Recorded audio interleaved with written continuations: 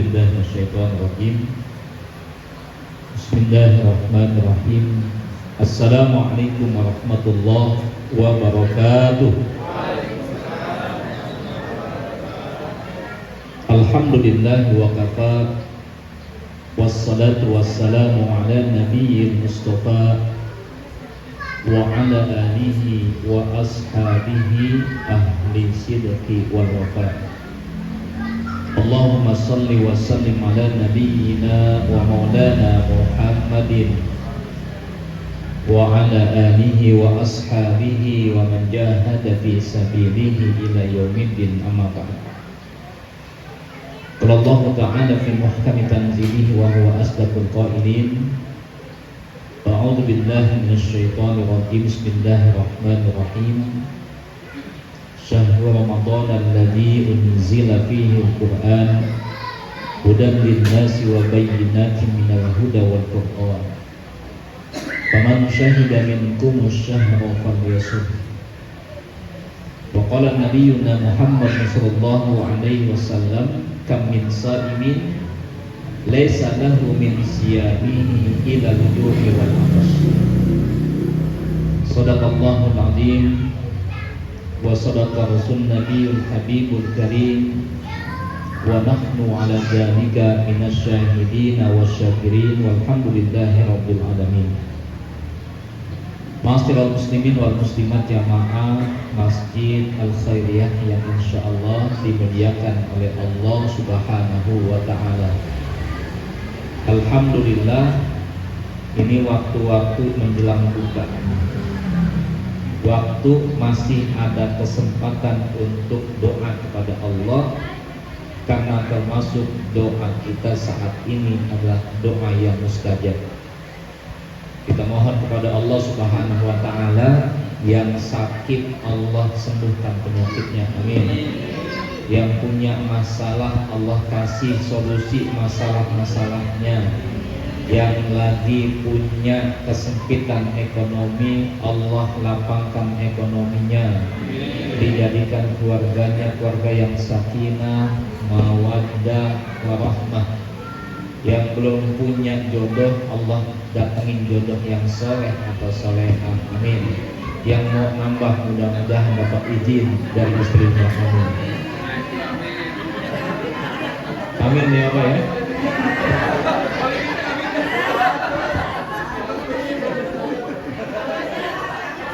Insya Allah Bu, nambah Bu. Nambah apanya? Nambah berkahnya, Bu ya. Nambah cintanya, nambah anaknya, amin. Jadi kalau punya anak jangan dikit-dikit. Sunnahnya itu banyak ya. Ya, Nabi Muhammad memerintahkan kepada kita untuk menikahi wanita-wanita yang banyak anaknya. Gitu. Jadi kalau nikah itu, saya pengen punya anak 2 aja. Waduh, kayaknya membatasi rezeki ya. Padahal Allah tuh mungkin bisa ngasih kita dengan banyak anak itu banyak rezeki gitu. Ya, maka pepatah orang tua dulu betul itu Pak, sejalan dengan sunnah Rasul gitu ya. Jangan takut. Ya, maka kata Allah apa? Wala taqtulu auladakum khasyata imlaq. Jangan kalian membunuh anak kalian karena takut tidak bisa ngasih makan. Nahnu narzuquhum wa iyyakum. Kamilah yang ngasih rezeki kepada mereka dan juga yang ngasih rezeki kepada kalian. Asalkan apa? Asalkan kita tawakal kepada Allah. Jangan sampai apa? Bikinnya doang semangat, cari nafkahnya males. Nah itu ya, insya Allah kalau kita tawakal kepada Allah Subhanahu wa ta'ala, ibaratnya kata Nabi apa? Kalau manusia, kalau engkau tawakal dengan tawakal yang sesungguhnya, Allah Subhanahu wa ta'ala memberikan rezeki pada seekor burung. Dia keluar dari sangkarnya dalam keadaan kosong kelaparan. Begitu pulang petang harinya dia sudah kenyang. Itu burung yang tidak punya otak, artinya nggak punya akal gitu ya. Dia hanya punya insting. Masa kita kalah? Kita punya akal, kita punya ilmu, kita punya teman, kita punya Allah Subhanahu wa ta'ala. Tawakal kepada Allah Subhanahu wa ta'ala. Ya baik jamaah rahmati ya Subhanahu wa ta'ala. Maaf datang telat nih ya, mungkin ditungguin dari tadi ya. Ternyata saya berangkat tadi jam berapa? Jam 4 seperempat di rumah itu ya. Karena tadi saya ngisi dulu di masjid di Tambun Selatan, ada kegiatan, ya. Langsung ke sini, nggak taunya macet. Kalau jalan utamanya nggak macet tuh, jalan kampungnya malah macet. Subhanallah. Iya, situ mulai situ ya. Kesini-sini alhamdulillah ya, dengan izin Allah Subhanahu wa taala bisa ketemu dengan Bapak Ibu semuanya. Ya, sudah kenal saya belum? Belum ya, nama saya Ahmad Firmansyah. Ya, bisa panggil Ahmad, bisa panggil Firmansyah. Saya aslinya Banten. Ya, asli saya Banten, cuman menikah ya, begitu pulang dari Mesir menikah langsung dengan orang Bekasi, orang Tambun.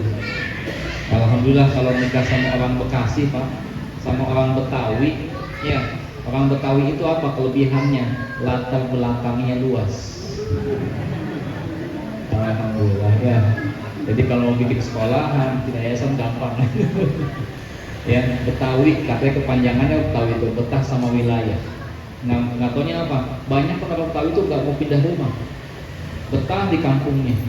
Coba ibu bapak ya tengok ya, kalau ada kampung Betawi itu pasti dari ujung gang sampai belakang gang itu satu biang semua tuh. Iya, saya begitu kalau pas lagi halal bihalal lebaran nanti, wah puyeng dah. Itu kalau didatengin semua 2 hari nggak cukup. Istri saya asli Tambun, bapak ibunya lahir di Tambun, ya. Subhanallah. Itu depan gang rumah saya encing, encang, uak segala macam sampai ujung-ujung sana. Dan saya pun kaget juga ketika saya ketemu ada seorang nenek-nenek di dekat lampu merah Cibitung. Ya, saya dimain ke situ ke rumah teman, ternyata apa? Ada nenek-nenek nanya, "Tom, lu tinggal di mana?" Saya jawab, "Tambun, Nek." "Tambunnya di mana?" "Kampung Pengairan, Nek." "Lah, lu kenal sama Wali Marzuki?" "Lah, Wali Marzuki mah engkong saya." Lah, ternyata masih saudara juga itu nenek. Sampai Cibitung ya, subhanallah. Jadi orang dulu begitu ya, kalau Betawi begitu Pak, tinggal satu kampung gitu, guyub gitu ya. Ya ini mudah-mudahan ya saya dipertemukan dengan Bapak Ibu semuanya. Ini satu berkahan buat kita semuanya. Ya, dalam suasana menjelang buka puasa. Apa sih yang kita dapatkan dari puasa? Gitu ya. Nabi kan sudah mewanti-wanti, apa kata Nabi? Kam min shaimin laisa lahu min siyamihi ilal ju'i wal atas. Ya, betapa banyak kata Nabi orang yang puasa tidak mendapatkan apa-apa dari puasanya kecuali lapar dan haus. Saya tanya haus gak ada? Haus ya? Lapar enggak? Lapar gue ya? Kalau yang kalau tanyakan itu kan manusia kan? Ya secara manusiawi kita merasakan itu kan ya, lapar, haus kita rasakan, tapi kita tahan. Kenapa kita tahan? Karena kita taat kepada Allah Subhanahu Wa Taala. Jadi disinilah yang membuat kita tahan dan kuat bukan karena ketahanan fisik semata, tapi apa? Iman kita kepada Allah Subhanahu Wa Taala. Iman kita memahami, kita meyakini bahwasannya yang memerintahkan ibadah saum ini adalah Allah, bukan pemimpin kita, bukan ketua DKM, bukan bapak kita, bukan ibu kita, ya. Tetapi siapa? Sang maha pemimpin alam semesta, yaitu Allah Subhanahu Wa Taala, yang satu saat nanti kita akan menjumpai Allah Subhanahu Wa Taala. Maka ini persejalan dengan orang yang bisa khusyuk dalam sholatnya. Ya. Kalau puasa sebatas fisik, banyak yang kuat. Sebatas fisik Pak, banyak yang kuat Pak. Binatang saja puasa loh. Ayam betina ya. Ayam betina tahu kan ya? Ketika dia sudah bertelur tuh, maka harus apa? Mengerami telurnya ya selama berapa hari itu? 21 hari ya. Nah, ketika mengerami itu dia tidak makan tidak minum tuh Pak. Supaya apa? Supaya tubuhnya hangat. Ketika usia telur itu 21 hari akan menetas kan? Nah itu butuh panas suhu tubuh si ibu, si betina itu. Itu puasa tuh dia 21 hari. Ya kalau misalkan kita puasanya hanya sebatas fisik saja, kita nggak jauh beda sama ayam. Begitu. Ya, ular ketika ingin menjadi kepompong puasa juga dia. Apa menjadi kupu-kupu ya? Ketika ingin menjadi kupu-kupu dia harus puasa dulu. Jadi kepompong. Maka kalau kita puasanya hanya sebatas fisik saja, kayak kepompong tuh. Kan gitu ya? Ada puasa ala kepompong ada. Habis makan sahur tidur, bangun jam 12. Habis itu, habis sholat tidur lagi, bangun asar. Habis asar ngapain? Nonton TV. Ya, di depan TV megang remote TV, cari channel TV yang adzan maghribnya lebih cepat. Ini pola apa nih? Cara puasa kepompong gini nih, nggak tilawah, yang nggak zikir kepada Allah, hanya sebatas apa? Hanya sebatas tadi kewajiban-kewajiban yang fisik saja sifatnya gitu.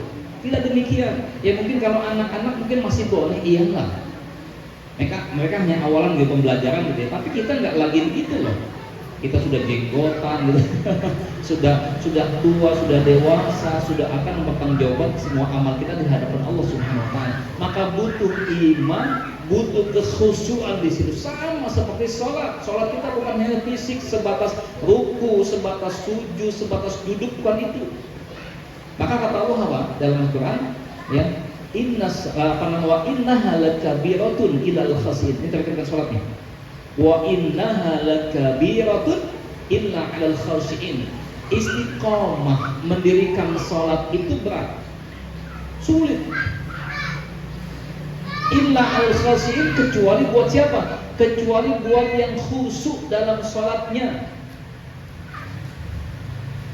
Orang yang khusyuk bisa khusyuk dalam sholat, kenapa? Karena ada sebuah keyakinan. Apa keyakinan?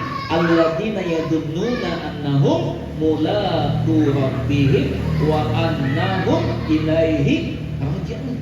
Ini sebuah keyakinan dia. Kenapa dia bisa khusyuk dalam sholatnya? Karena dia meyakini bahwasannya satu saat nanti dia akan berjumpa dengan Allah Subhanahu wa taala dan dia akan menemui Allah Subhanahu wa taala. Sama kita. Bagaimana kita bisa melaksanakan ibadah saum ini dengan penuh kekhusyuan, dengan penuh kenikmatan, dengan penuh ketaatan, bukan hanya fisik saja tapi lahir batin kita, karena kita punya keyakinan suatu saat nanti kita akan kembali kepada Allah Subhanahu wa taala. Apalagi sudah banyak janji, ya, janji dari Allah Subhanahu wa taala lewat lisannya Nabi kita Muhammad sallallahu alaihi wasallam. Adanya apa? Adanya balasan pahala dari Allah, adanya kebaikan puasa yang bisa kita dapatkan. Di antaranya apa? Man shoma ramadhana imanan wa ihtisaban ghufira lahu ma taqaddama min dzambi. Ini nih akan mendapatkan ampunan. Allah tidak akan melupakan janjinya. Allah tidak akan mengingkari janjinya. Gak kayak kita. Kalau kita ada calon belum jadi, banyak janji, betul ya? Ya tenang aja nih, pokoknya nanti Masjid Al-Khairah nanti dibuatin nih full AC semuanya, datang ke sini, gitu ya. Begitu jadi nanti ya, tahun pertama ditungguin sama DKM, belum juga nih. Tahun kedua belum juga, tahun ketiga sampai tahun kelima udah mau habis lagi masa jabatannya, belum juga.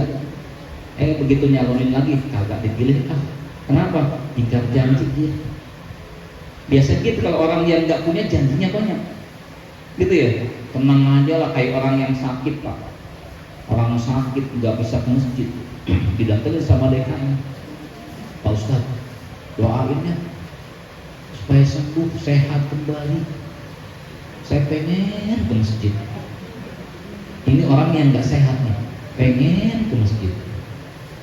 Sama Allah dikasih sehat pak, ke masjid kagak, lewat masjid.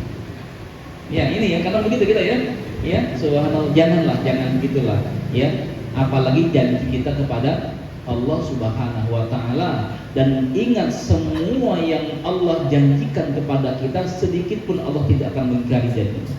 Innallaha la yukhliful mi'ad. Enggak. Allah tidak akan mengingkari, Allah tidak akan lupa kepada janji-janjinya kepada kita.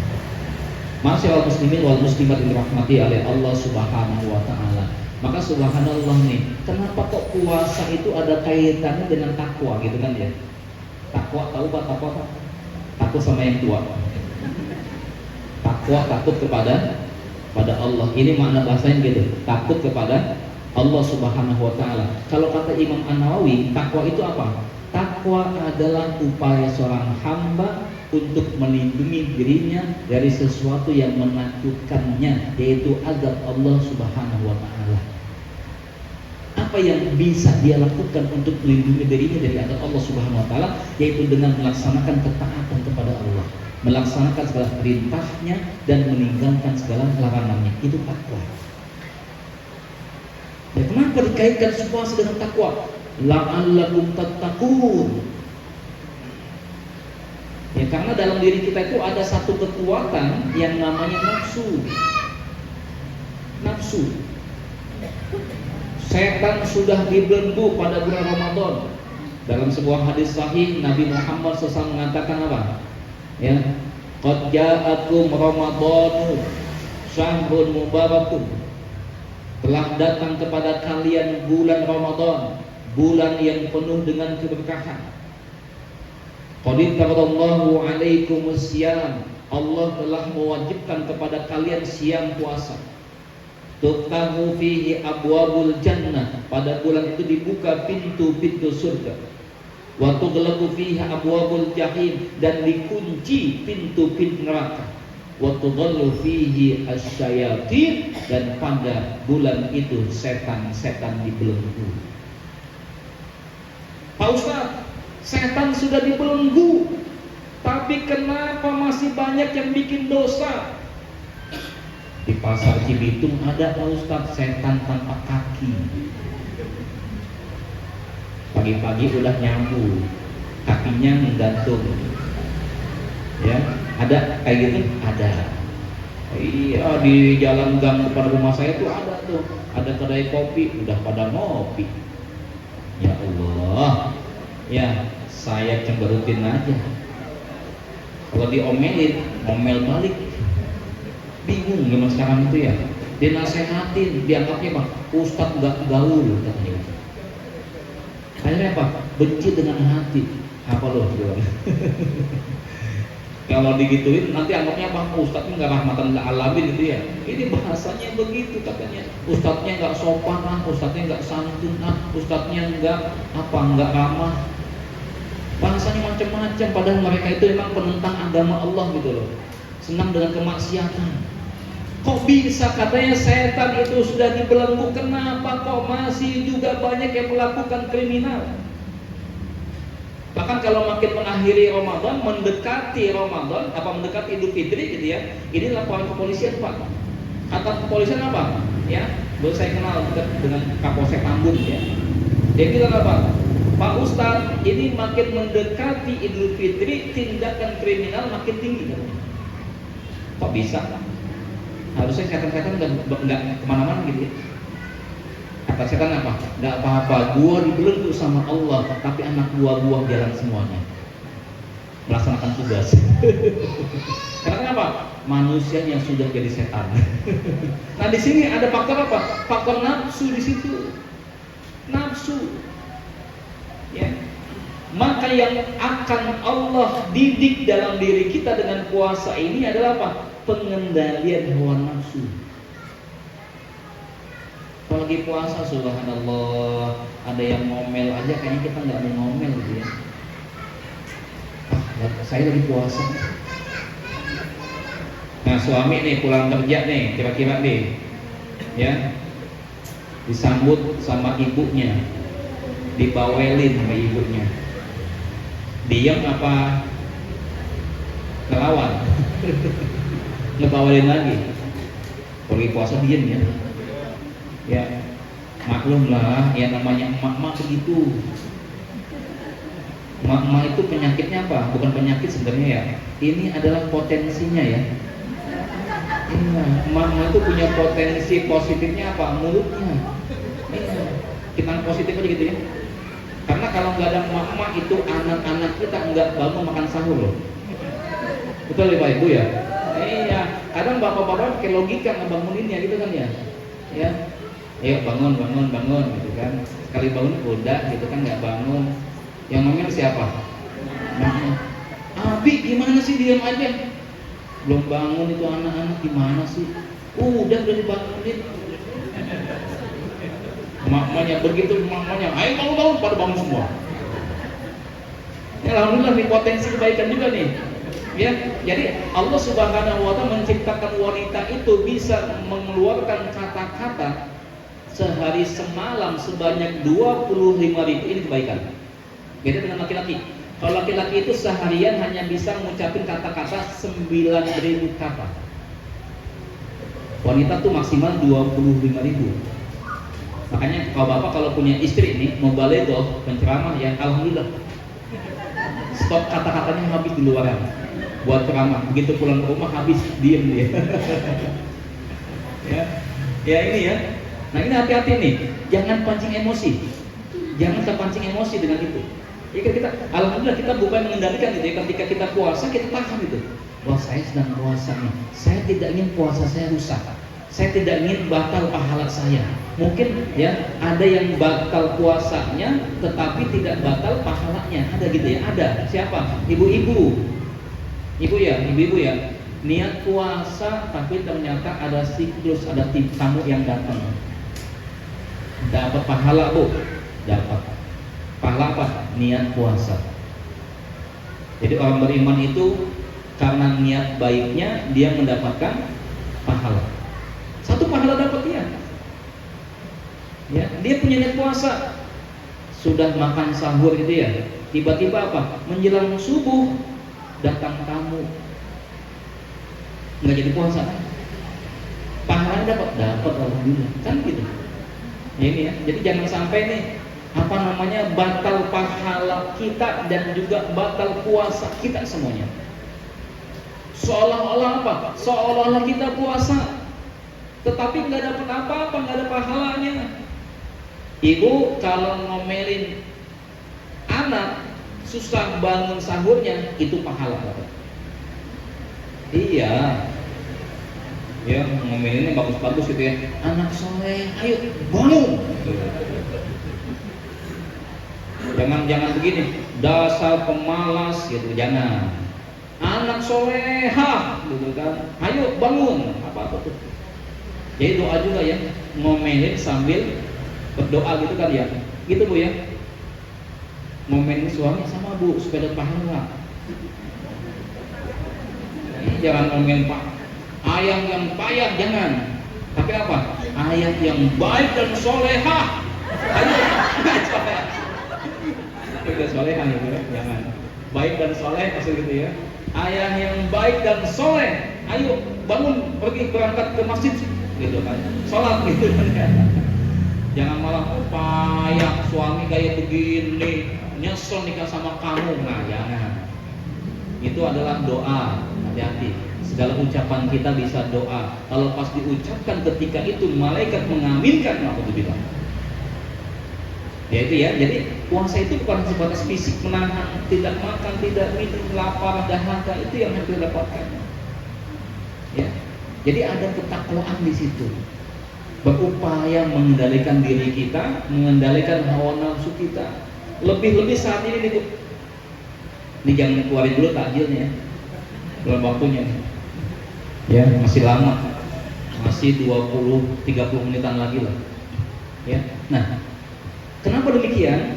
Dikaitkan dengan yang lain pun, ya selain takwa adalah apa? Kita ini dilatih oleh Allah Subhanahu wa taala dengan puasa adalah menjadi hamba-hamba Allah yang pandai mensyukuri nikmat Allah. Kalau saya katakan jam-jam segini waktu yang sangat krusial. Ini kalau habis sahur kita makan masih ya baru saja makan gitu ya, fisik masih kuat. Kalau siang hari lemes bisa kita tangani dengan istirahat tidur. Tapi jam-jam segini nih, ya, bau masakan sudah datang ke hidup kita. Betul ya, ibunya masak sayur asem, semur jengkol. Ini saya sebutin namanya aja udah, aduh, udah mulai ya ngebayangin kan, ya kan? Nah, gitu kan, sudah mencium aroma masakan. Pengendalian hawa nafsu di situ. Bukan hanya kita bisa menahan tidak makannya, tetapi bisa nggak kita menahan tidak belanjanya? Nggak boleh belanja Pak Ustaz? Bukan nggak boleh belanja, pengendalian belanja. Ya, jam-jam segini misalkan kalau nggak ada acara di masjid nih, mungkin pada jalan-jalan beli takjil. Betul ya? Di sini yang di mana yang jualan takjil? Banyak. Ada di depan pintu kayaknya banyak mungkin jualan tuh. Ada ya. Nah, naik motor kita boncengan sama anak sama istri ya. Jalan gitu sampai depan, ada yang jualan gorengan. Ada yang jualan es buah. Ada yang jualan kolak. Ada yang jualan es kelapa. Makanan, kue-kue segala macam kita lihat. Waduh, kayaknya enak nih ya. Pengen dibeli semua ya. Buka pakai kolak kayaknya enak nih, beli kolak. Buka pakai gorengan, ini kayaknya menu wajib ya. Ya kan? Ada yang hukum menunya itu sunnah, ada yang sunnah muakkadah, ada yang wajib. Wajibnya ada dua lagi ya, ada yang fardu ain, fardu kifayah ya. Sunnahnya apa? Kurma. Wajibnya apa? Gorengan. Sunnah muakkadahnya apa? Lontong. Ya fardu ainnya macam-macam ya. Ada risol gitu kan ya. Ada apa lagi? Kolak. Ya Allah, subhanallah. Nih, kita pengen mencicipi semuanya kan, digoda itu hawa nafsu kita. Beli semuanya. Segala macam makanan yang kita lihat, kita taruh di atas meja kan. Kita duduk ya depan TV nungguin makan makanan. Nanti begitu azan maghrib, mana dulu nih makannya. Gitu kan. Ini ada sambal nih, sambal medok banget ini. Sambal kacang. Kayaknya nikmat banget buka. Iya betul ya? Betul enggak? Betul gitu, subhanallah. Itu apa namanya? Nafsu makan tinggi kan ketika puasa itu kan ya. Karena kenapa? Karena kondisi yang perut kita lapar gitu kan. Dan itu kata ulama-ulama apa? Aladul idam alju. Aladul idam alju. Ya. Lauk pauk yang paling lezat, paling nikmat adalah rasa lapar. Coba deh. Saya pernah dulu ketika saya camping di Gunung Halimun, saya menjalani yang melatih saya TNI Pak Bu. TNI ya. Jadi kita menjalani yang namanya survival. Apa survival itu? Bertahan hidup dengan apa adanya kan gitu ya. Jadi dilatih oleh TNI itu, Pak Ustadz ikutan ya. Saya mencoba fisik saya gitu kan, dan kita kembali pada alam gitu kan. Back to nature kayak gitu ya. Itu latihan dulu sama TNI itu. Apa? Ditunjukin. Ya. Jadi peraturannya kita nggak boleh bawa makanan. Yang boleh bawa apa? Botol kosong. Pertama itu. Kemudian golok. Kemudian korek api. Itu tiga itu yang boleh kita bawa. Ya, kalau hujan kita bawa jas hujan. Apalagi kopi kan? Gak boleh tuh. Pokoknya yang bawa makan gak boleh. Kita bawa botol kosong saja, bawa korek api, kemudian bawa golok aja. Kalau malam kita bawa senter, ada senter boleh bawa senter ya. Dan kalau musim hujan kita bawa yang namanya jas hujan, yang mulai kayak apa pipak begitu ya. Karena nanti kalau hujan kita pasang tenda model pipak saja buat atap saja. Itu kita tidak makan dan tidak minum, atau tidak boleh bawa makanan dan tidak bawa minum selama 30 jam. TNI yang ngasih latihan itu. Tetapi sebelum itu kita kasih contoh itu. Nih makanan yang ada di alam. Apa saja tumbuh-tumbuhan yang bisa dimakan ini. Bahkan ada binatang-binatang yang ada di dalam pohon-pohon ulat-ulat yang bisa dimakan. Dijelasin sama TNI itu. Nah, setelah ada pelatihan selama 3 jaman, kalau nggak salah ya, kita mulai tuh jam 1:30 siang setelah zuhur itu kita langsung mulai naik gunung, Pak. Naik gunung. Ya. Itu habis makan emang. Sebelum naik kita makan dulu sama panitia, selain makanan tuh, makanan sop enak makannya. Ya, makan kenyang, jalan 1:30. Ya, subhanallah. Begitu kita waktu makan malam, yang menjelang makan malam jam 5 sore itu kita sudah cari makanan tuh. Apa yang bisa kita makan ya? Ada pohon pakis. Kita tebang, kita ambil pongkolnya, kita makan, Pak, mentah-mentah itu kayak makan taus. Ada teman bilang, saya dapat pisang nih, pisang. Mana pisang? Pada semangat, Pak. Langsung kita menuju tempat itu, ada pisang hutan. Enak kayaknya ini. Kita ambil itu pisang, bentuknya kecil-kecil, nggak kayak pisang di kita ya, kecil-kecil. Kayak pisang Lampung lah gitu ya, cuman agak hitam gitu kan. Kulitnya agak hitam, ini pisang hutan nih. Kita ambil aja, udah semangat mau dimakan, Pak. Pas dibuka, batu semua isinya. Ternyata pisang batu, nggak bisa kita makan. Apalagi kita cari, begitu ada sungai, kita coba, siapa tahu ada ikannya. Nggak ada ikannya. Ya Allah, gitu ya. Ada lagi kita ketemu jambu hutan. Nah, langsung mendingan nih, Pak. Jambu hutan meskipun kecil-kecil ya, itu bisa kita makan. Bertahan hidup lah kita dengan makan jambu. Ada lagi dedaunan yang bisa kita makan gitu ya. Jadi nggak ketemu nasi uduk, nggak ketemu. Nasi padang nggak ketemu, Pak. Ya, subhanallah.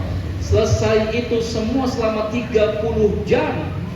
Ya, sampailah kita kepada pos terakhir itu, ya. Sampai di pos terakhir oleh panitia disiapkan makanan biasa-biasa saja, Pak. Tapi ada nasinya, ada ikan asinnya, ada sambalnya, nikmatnya luar biasa. Subhanallah. Sampai saya bilang ke teman-teman, nanti begitu sampai rumah nih, apapun yang disiapkan oleh istri tercinta akan saya makan. Nyata begitu, Pak. Jadi nggak ngomel sama istri, disiapin ikan asin, nggak apa-apa makan. Ternyata seusia saya, Pak ya, yang mau masuk 50 tahun nih, itu makanan nggak kenal yang namanya McD, nggak kenal. Nggak kenal yang namanya Burger King, nggak kenal, Pak. Pizza Hut, kenapa nggak kenal? Karena nggak cocok dengan perut saya. Lebih cocok apa? Tadi makanan kampung, kembali ke alam. Pisang rebus, ubi rebus, jagung, kacang rebus, ya semua rebus semua. Nggak boleh ada makan gorengan. Nah, itu ya. Ternyata nikmat juga kalau dalam keadaan sedang lapar. Jadi kadang begitu kita. Maka di sini pesan Allah Subhanahu wa taala kepada kita lewat saum ini apa? Agar kita menjadi hamba-hamba Allah yang pandai mensyukuri nikmat Allah. Sebesar apapun, sekecil apapun nikmat tadi.